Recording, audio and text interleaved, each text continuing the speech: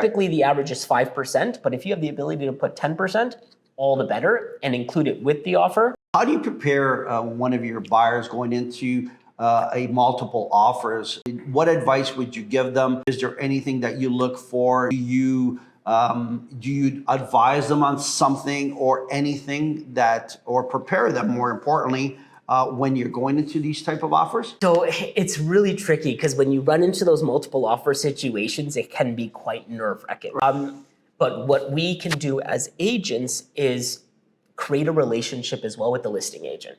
If I'm just gonna show a home, not talk to the listing agent, just submit an offer, I mean, there's really been no relationship that's created in order to get my clients a slight competitive edge, because at the end of the day, a working relationship with other agents really matters. They appreciate that honesty, that transparency, and that integrity. But other things that can be done, other than our job is to communicate clearly and frequently with the listing agent, is to have a deposit check in hand. So having a deposit, and a strong deposit. Typically, the average is 5%, but if you have the ability to put 10%, all the better, and include it with the offer, that adds extra strength.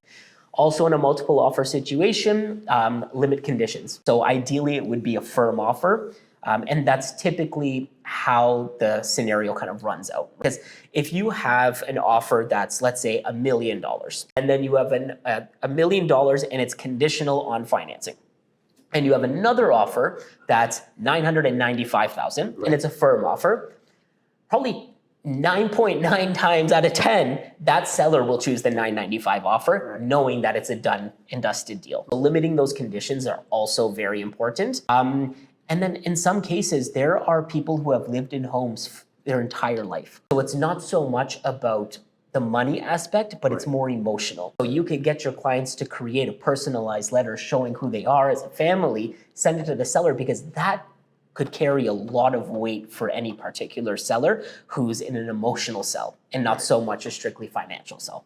Small things like that, but it's also just setting expectations as well. It all depends, but it's setting the expectations with your clients, making them understand the process, but it's also up to us as agents to create that relationship with the listing agent to give us the best chance possible.